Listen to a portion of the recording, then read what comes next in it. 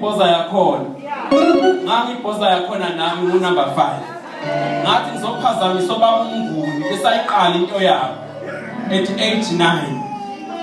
Wacula lethi ingoma yami ngicela ningiculele yona. Ningizwe ngicula kahle ngiyayishaya angazi nama nduthu ngamfundisi indlela elishaya ngayo. Hayi mnandi into yeni ihlangene ngisho namaphimbo noshaya insini. Ithi ke le ngoma indala icula ngogogo angazi bakhona nogogo. Ithi alikho igama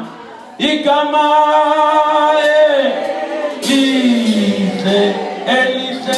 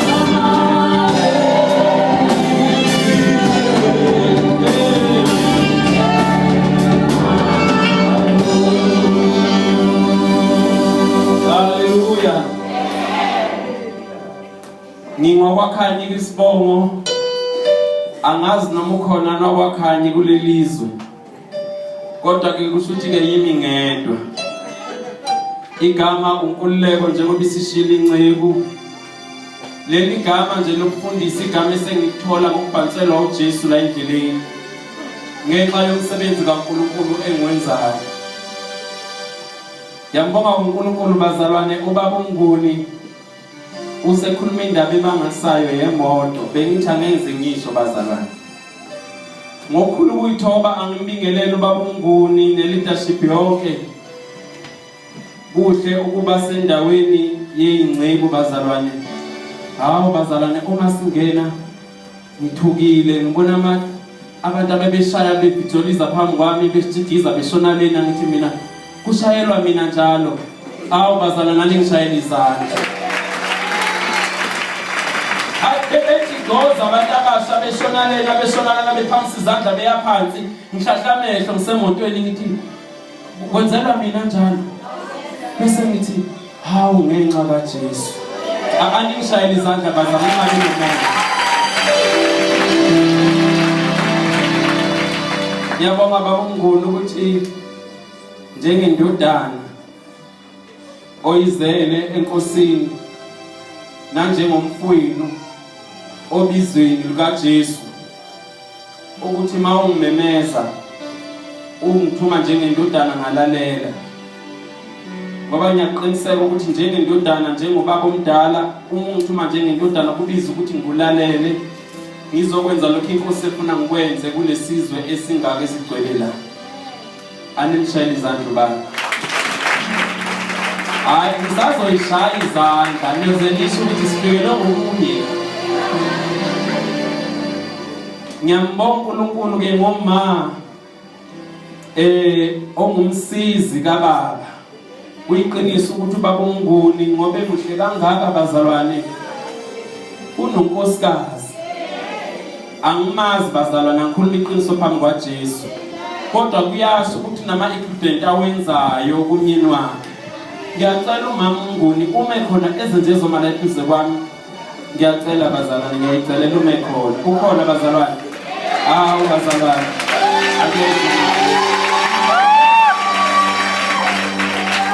Ngokuthoba kunale ncwadi ekadokotela engihamba naye uzobe ukhona nje uzosukuma uvuyo lwethu ukuze lezibhedlela zakhona la ePitoli ithi Vision in Motion ne-CD yami ye-motivation nge-hand over kuwena ma first name.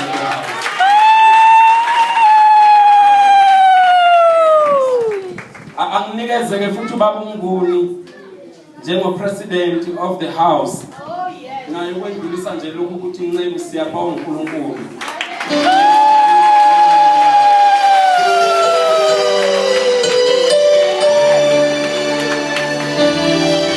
Sisaqhubeka basa sasiyashumayela mangaba uthela ukuthi ngabe uyoqala nini.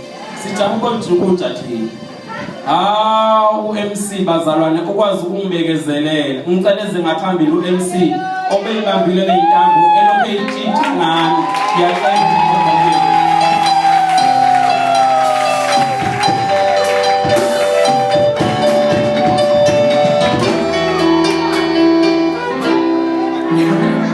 babungone angixolise angijwayele nokusharishwa mina ngiyakuzwa nje ukhuluma indaba yosofa. Ngaphenduka mina abazalwane etendeni kwakungekho nalento enhle engiyibonayo la kwakukhona utshani mhlawumbe ushiye ezivangile age 9 sibanjwe ngamandla kaNkulunkulu abantu abasha sifike ekhaya sigcwele utshani hayi nina njengoba ngicula nibuye nicabanga ukuthi kusamangawa la eHigh Hill amalungu 13 inch yena lo mfundisi akafanga ngana ama-tiles enkonzweni yakhe. Thina sasibanjwa ngamandla kaNkulunkulu singabheki no-13 inch sasinawo noKicken Bhoboza wethu ngoba sibanjwe izulu. Manje-ke ngiasharishiwe nami bazalwane into engiyisabayo.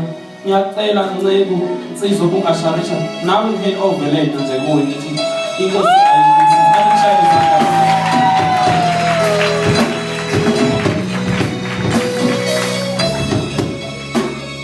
Ngicela sivulele izwi lenkosi.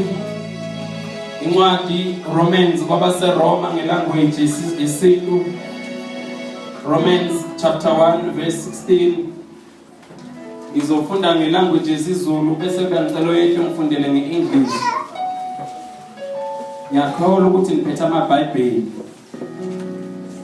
Bese omunye angivulele 1 Timothy chapter 4 uzoqala ukungifundela ku12 ukuya ku16.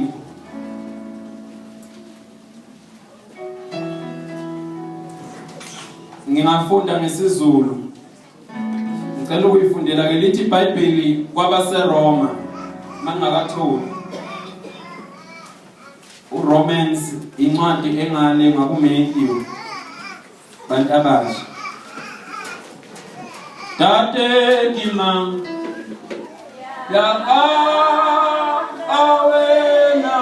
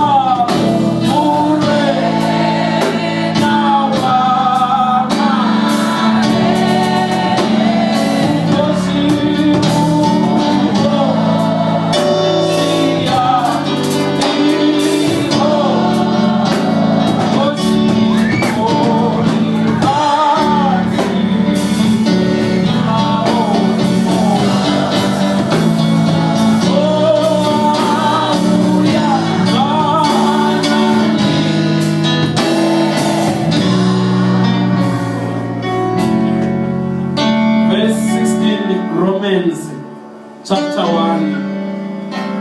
Ngokuba akunamahloni ngevangeli, ngokuba lingamandla kaNkulunkulu, kube insindiso kulo nalo okholwayo, kumJuda nakumGriki. Ngicela bese ngiyafunda ngale na ku 1 Timothy chapter 4 verse 12.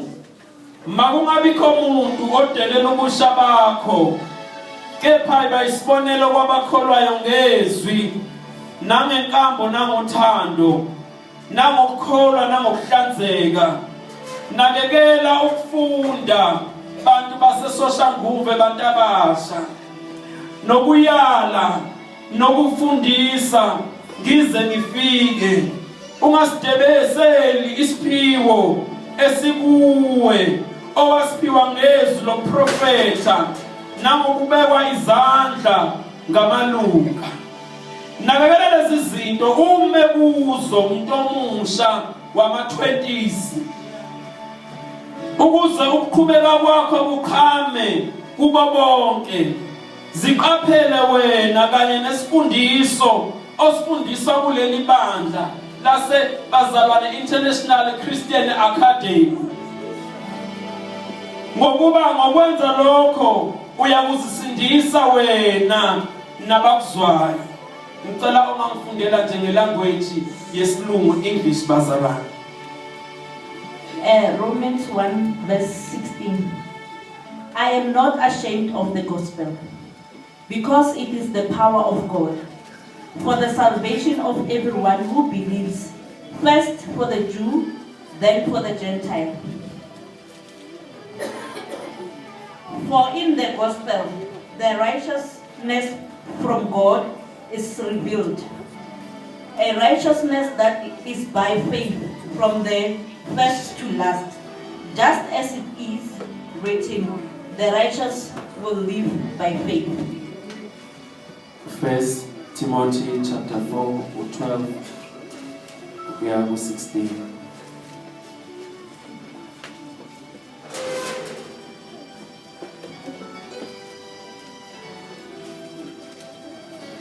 Let no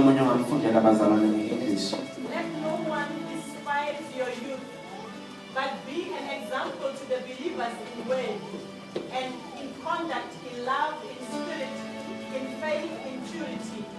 Till I come, give attention to reading, to exhortation, to doctrine.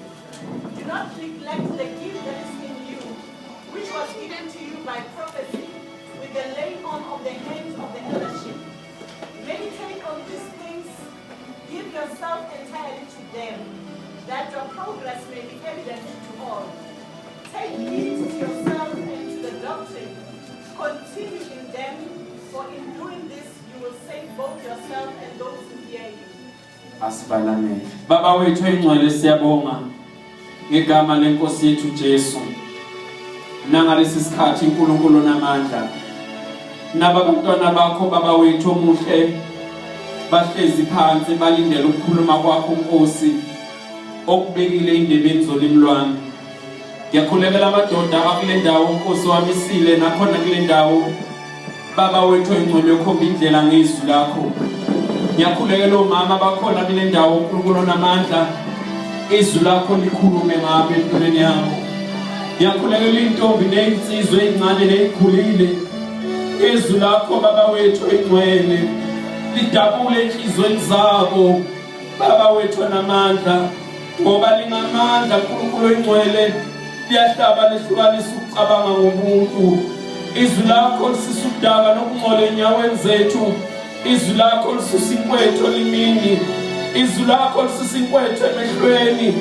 Izwi lakho uNkulunkulu wethu engcwele is the light endleleni yethu yokukholwa.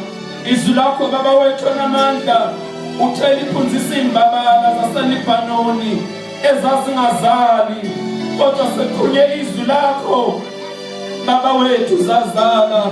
Uthe uNkulunkulu wethu engcwele izwi lakho lihlala amahlathi uNkulunkulu wethu engcwele lenza ukhanya lezindlela.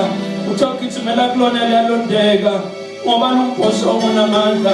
Siza kuwena uNkulunkulu wethu omuhle emini, size altar yona sinezidingo ezahlukeneyo baba wethu engcwele. Abantu abasha bakhona kule ndawo uNkulunkulu namandla ufuna ngizosebenza ngabo. Abanye uNkulunkulu wethu engcwele they are wounded, uNkulunkulu wethu omuhle. Abanye bashayekile, abanye banamaskazi endlela. abanye barejectiwe